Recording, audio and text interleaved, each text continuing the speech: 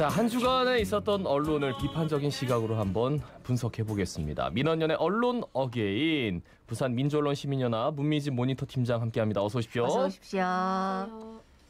자, 이번 주에 대연동 원룸촌 범죄 예방을 위한 환경 디자인 계획 수립 관련 내용을 전해드렸는데요. 1인 가구가 밀집해 있는 대연동 원룸촌에 그 범죄 예방을 위한 행정력이 투입되기까지 지역 언론의 연속 보도가 있었다고요? 네, 바로 소잃고 외양간 고치고 있는 부산일보의 대연동 원룸촌 방범 실태 점검 연속 보도입니다. 예, 이 원래 속담은 이제 소잃고 외양간 고친다 요건데 일이 잘못된 뒤에는 이미 돌이킬 수 없으니까 예방을 잘해야 된다 이 말인데 라실은 이 예방 못지않게 중요한 게 사후 조치 대책 수립이지. 네, 사건이나 사고가 발생하고 나면 어쩔 수 없는 일이었다라며 넘어가기보다는 제도에 허점은 없는지, 같은 일이 반복되지 않도록 하려면 어떤 정책이 필요한지 점검해야 하는데 이게 또 언론의 중요한 역할입니다. 네. 지난 1월 대연동 원룸촌에서 여성이 혼자 사는 원룸에 침입해 성폭행을 하고 물건을 훔쳐 달아난 사건이 있었는데요. 이틀 후 피의자가 잡히면서 보도가 이뤄졌습니다. 이후 부산일보는 원룸촌의 취약한 방범 시스템에 초점을 맞춰 지난 한 달간 9건의 관련 기사를 냈습니다. 예, 첫 기사부터가 좀 인상적이었다고요? 네, 첫 지명 기사는 2월 1일 일면 머리 기사였습니다. 보통 사건 사고 소식은 사회면에 배치돼 사건과 관련한 기본적인 개요 정도만 보도합니다. 이번 사건을 예로 들면 지난 1월에 대연동 원룸에 진입해 성폭행을 한 사건이 발생했고 피의자는 잡혔다. 이 정도 선에서 기사가 마무리되는 게 보통의 경우입니다. 네. 그렇기 때문에 사건 사고가 일면에 등장하려면 그 사건이 굉장히 예외적이거나 심각해야 하는데 2월 1일 부산일보가 일면에 게재해 독자의 이목을 집중시킨 이 사건은 언론이 잘 주목하지 않는 비교적 일반적인 범죄였기 때문에 인상적인 지면 배치였습니다. 예, 그러고 보니까 이제 진짜 그동안 언론을 통해서 본 성폭행 사건 같은 경우에는 뭐 피해자가 아동이라거나 여러 명이라거나 이렇게 피해자하고 피의자 관계가 특수한 경우였네. 네, 그래서 이번 부산일보의 대연동 원룸촌 사건 관련 보도가 지역 언론의 관심이 어디에 있어야 하는지를 잘 보여준 사례라고 생각하는데요. 어찌 보면 일반적인 범죄여서 언론의 문법에 따르면 기사 가치가 없다고 여겨질 수도 있지만 이번 사건이 발생한 곳과 2년 전 대연동 살인 사건이 발생한 곳이 불과 걸어서 2분 거리라면 그만큼 대연동 원룸촌의 방범에 문제가 있는 것은 아닐까라는 의문을 가지고 지역 언론이 취재에 나서줄 수도 있는 거죠. 연속 보도를 했다는데 어떤 문제들을 짚었는지요?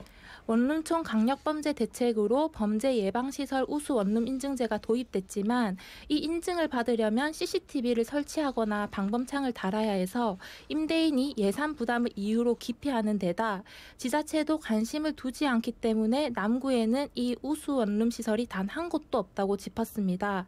또 2013년 10월 부산시 범죄 예방 환경 디자인 조례가 제정됐지만 여기에서 1인 가구와 소규모 세대가 거주하는 공동주택은 아예 심의 대상에서 빠져있는 실정, 그리고 2020년 6월에도 대연동이 청년 주거집중 지역 마을 조성사업 대상지로 선정됐으나 용역과 발주가 늦어지면서 실천된 것은 전무하다고도 짚었습니다. 네.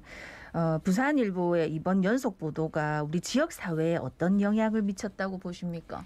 네, 부산일보는 이번 연속 보도에서 경찰의 기강회의, 부산시와 남구청의 부실한 대책을 비판했습니다. 하지만 비판 이후에 대책을 마련하려는 경찰과 남구청의 모습도 조명했고 실제로 부산 디자인진흥원 셉테드 전문가들과 대연동 원룸촌 일대를 직접 돌며 방범 실태를 점검하기도 했습니다. 저는 이 문제 제기서부터 경찰, 남구청장, 셉테드 등 관련 당국을 대연동 원룸촌으로 오게 해서 실제 문제를 파악하게 한 이 일련의 과정이 지역 언론이 정말 잘할 수 있는 역할이 아닐까 하는 생각을 했습니다. 그러니까 보통은 이제 좀 비판적인 시각으로 시작해서 이러면 안 된다, 한번 생각해보자 이런 얘기인데 오늘은 좀 칭찬이네요. 그죠? 예. 다음 소식은요? 네, 최근 LH 투기, LCT 특혜 분양 등 부동산 특혜 관련 이슈가 떠오르고 있습니다. LH 투기 사건은 전국적으로 시민의 공분을 사고 있는데요. 특히 부산 강서지구에서도 이런 투기를 한 게 아니냐라는 의혹이 제기되면서 지역 언론도 관련 보도를 이어가고 있습니다. LH 투기 사건과 관련해선 비교적 비슷한 보도 경향을 보였기 때문에 오늘은 LCT 특혜 분양과 관련한 지역 언론 보도를 준비해 왔습니다. 예, 사실 이게 이제 그동안 좀 관심 밖에 있는 문제였는데 한 언론사에서 LCT 특혜 분양 리스트를 확보했다면서 이게 보도가 나오니까 많은 분들이 다시 한번 관심을 가지게 됐거든요. 그런데 이게 진짜 지금 돌아가는 상황을 보면 사건의 본질보다는 이 선거를 앞두고 있어가지고 이게 어느 정당의 유불리로 작용하는가 여기 좀 더 초점이 맞춰지는 것 같더라고요. 네, 진짜 좀 그런 보도 경향을 띠고 있었는데요. 8일 보도 이후 지역 언론 5개사에서 LCT와 관련한 기사는 총 9건이 있었습니다. 예. 이 중 4건에서 선고용이라는 표현이 등장했고 한 건에서는 수사권을 둘러싼 검찰과 경찰의 갈등에 초점이 맞춰졌습니다. 선고용이라 틀지은 보도는 KBS 부산 1건, 국제신문 2건, 부산일보 1건이었습니다. LCT 특혜 분양 비리 사건을 두고 이제 언론이나 정치 전문가들이 좀 선거용이라고 얘기하는 이유가 아무래도 LH 투기 사건은 이게 여당에 좀 불리한 이슈거든요. 그러다 보니까 LCT 특혜 분양으로 좀 역전시키는 것 아니냐 이런 의견이 있을 것도 같아요. 어떻게 보세요? 네, 그런 정당의 선거 전략일 수도 있다고 보이는데요. 예. 먼저 지난 9일 부산일보의 데스크 칼럼을 하나 소개해드리고 싶습니다. 부산시장 선거에 날아든 고무신이라는 제목의 이 칼럼은 부산시장 보궐선거를 앞두고 정부와 여당에서 고무신이 쏟아지고 있다며 코로나19 재난지원금, 가덕도 신공항을 예로 드는데요. 관권 선거라는 비판이 일고는 있지만 이는 부산 시민이 당연히 받았어야 하는 채권이었다라고 말합니다. 그러니까 선거용이라는 표현을 각 정당이나 수도권의 논리가 아닌 부산 시민, 부산 유권자의 입장에서 들여다봄으로써 정당한 권리임을 말하고 있는 칼럼이었습니다. 네, 뭐 국민, 부산 시민이 주권자다. 늘 말에 귀를 기울이겠다 하지만 사실 선거 끝나면 내몰라라는 경우가 많다 아닙니까? 그러니까 오히려 선거를 통해서 이렇게 또 유권자들이 원하는 바를 이루는 게 바로 선거의 순기능 아닙니까?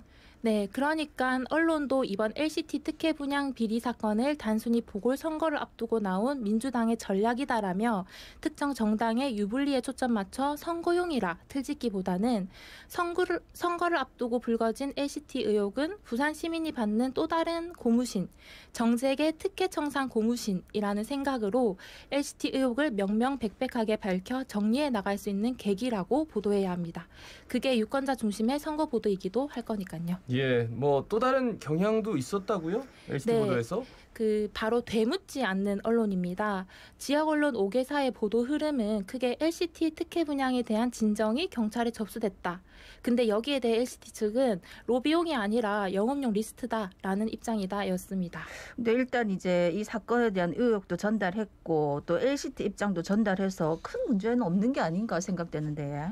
네, 언론에선 반론권, 반박권이라고 해서 의혹을 제기했으면 이에 대한 반론권도 보장을 해주는 게 일반적입니다. 근데 이번 문건에 대해 언급한 내용을 보면 선택호실 요청, 부탁이라는 단어도 등장했다는 건데 영업용 문건에서 왜 이런 단어가 등장한 데 대해 LCT 측에 되물어 볼 수는 없었을까 하는 아쉬움도 있었습니다. 또 부산 참여연대 사무처장 인터뷰에 따르면 참여연대가 17년에 고발한 43명 명단과 최근 문건에서 나온 100여 명의 명단이 서로 다르다고 하던데 이들 중 실제로 분양을 받은 경우는 없는지 등 새로이 질문해야 할 부분들을 보도하지 않았습니다. 오히려 지역 언론보다는 전국 언론에서 관심을 갖는 것 같은데 어떤 지역의 정책의 특혜 청산 고무신은 지역이 챙긴다라는 마음으로 네. 좀 적극적으로 취재에 나서 주시길 바랍니다. 예, 마지막 소식 전해주시죠. 네, 4.7 부산 서울시장 보궐선거가 이제 채 한 달도 남지 않았습니다.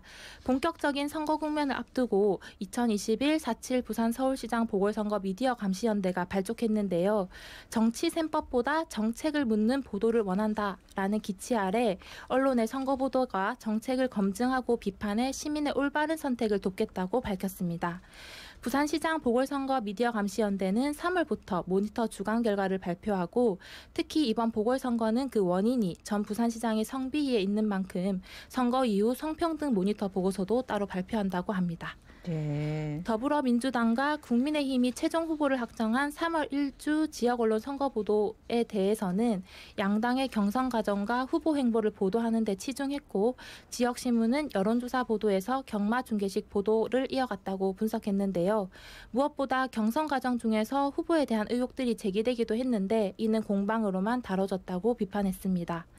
이어 마지막으로 어려운 시기 혈세를 투입해 치러지는 선거인 만큼 확정된 후보를 검증하고 정책 및 공약 평가에 본격 나설 것을 주문했습니다. 근데 이제 보궐선거 미디어 감시 연대에 참 많은 분들이 참여를 하고 계시잖아요. 네. 근데 어떻게 보면 어떤 후보가 뭐 네거티브를 했다. 그래서 그 후보에 대해서 네거티브에 대해서 이제 조사를 한다. 아니면은 그걸 반박을 한다.